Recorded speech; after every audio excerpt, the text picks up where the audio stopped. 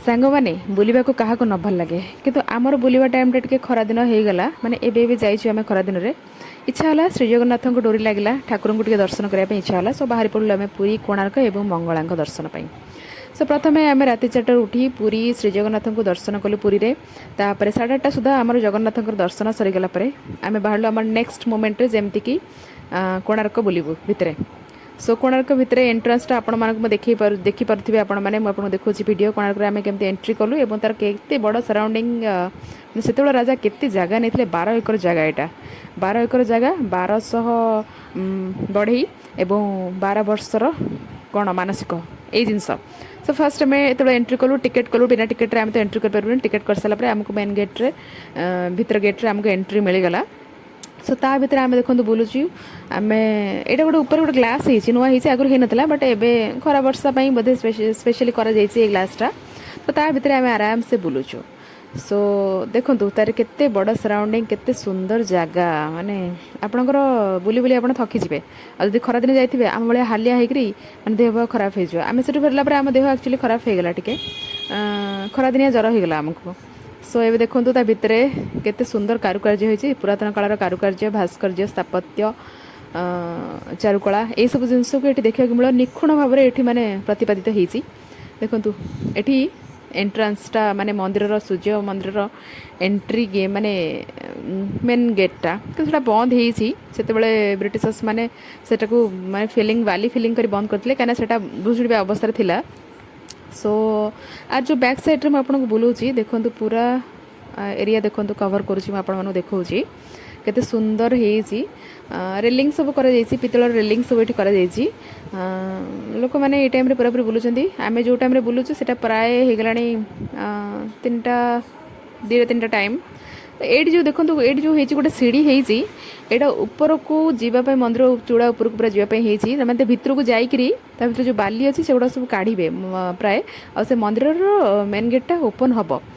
यहाँ देखो गोटे से कला स्थापत्य से भांगी भुंगी जाइए किंतु पत्थर तैयारी से जिनसा एपर्तंत तिष्टिकी अच्छी और से माने जो कारुकार्य होते जो शिल्पी मैंने जहाँ भी बनई तार किसी तुलना ही ना देखो टोटाल कैंपस मुझे देखा पूरा पूरी आम बुलूँ बुली बुली पूरा पूरी थकी गलु कहीं आम खरा दिन जाइए शीत दिन जाइए एत किसी बाधि न था देखो केते लोक सब आसिक बस कड़ू कड़ू सब आसछंती प्राय माने बहुत जगह सब लोक मैंने आसछंती टोटाल एंटायर ये एठी देखो गोटे पानी पीवाई गोटे माने ड्रिंकिंग वाटर सिस्टम कराई बहुत बढ़िया बहुत भर बुली बुली बहुत सुस लगे देखो केते बढ़िया होती एंटायर एरिया मुझे देखा छोट छोट माने सब पत्थर सब भांगी जहाँ सब तैयारी भी होता से स्थापत्य गुड़ाक कारुकार्य गुड़ाक सब माने पिस पिस हो सब सैज रखा जाए मेंटेन कर ठीक से यहाँ गोटे ग्राउंड भाया देखो आ भितर गच होती बसापी ये बढ़िया लगुच बुलाबुली आम करुँ स्पेशल लोक कराई यहाँ गोटे सपोर्ट टाइप गोटे कौन दि जाए बंधा होती किसी कार्य चलुची ये सो ये देखो मुझे आपको गोटे जगह नहीं लौह बीम आयरन बीम गोटे लौह कड़ी से मंदिर एंट्रांस देखिए आपड़ जो लुहार बीमटा को यूज कर माने गोटे सपोर्ट देवाई पूरा मजबूत करने मंदिर को यहाँ बहुत ओजन आपको तो माने उठेगा बहुत बहुत कष्ट से राजा देखो केमती जिनस आणिक सब तैयारी कर इमेजिन बाहर जिनस गोटे किसी किसी फूल गछ ये लगाई यहाँ देखो किसी गोटे पीस भांगी जाइए किंतु माने साइज रखाही आम मान देखापी यहाँ भी गोटे जिनस से जिनस रखाही साइज सुंदर कारुकार्य होती यहाँ हूँ से राजा बांफी जो तैयारी करते बांफीटा पूरी जाइए माटी गोड़ी बाली ये सब जिन पूरी जाइए तो काले से किए पड़ो से एमती माने जाली कभर करके रखा जाइए आटा हूँ से किचेन विराट बड़ किचेन होता से राजा महाराजा मैंने बोधे युद्ध फुद्ध करी या भांगी देती आ किचेन भितर यहाँ देखो गोटे शिलपुआ ये एमती रखाही से आईटा हूँ चुली आ भर बहुत गुड़े चुली होती खाली गोटे 2टा चुली नहीं बहुत चुली होती आपण मैंने बुलवाक आसले आपण मैंने पूरा देखिपारे बाकी बुलाबुली सरीगला आम थकी गलु एवं आम एक्जिट गेट्रे बाहरलु आएपटे अच्छी नवरत्न नवग्रह मंदिर से मंदिर टी पूजा सारिकी आम बुलिलु माने यपटे जो अच्छी देखूँ केते जिनस सब बिक्री होती कि यार दाम बहुत अधिक बहुत गुड़े सुंदर तैयारी होती बहुत टी प्राइस बहुत टी हाई अच्छी अल्प किसी जिनस आम आणिलु टी बुलाबुली कलु बस ये आम पूरा थकी गलु पानी पी आम दिन जाइए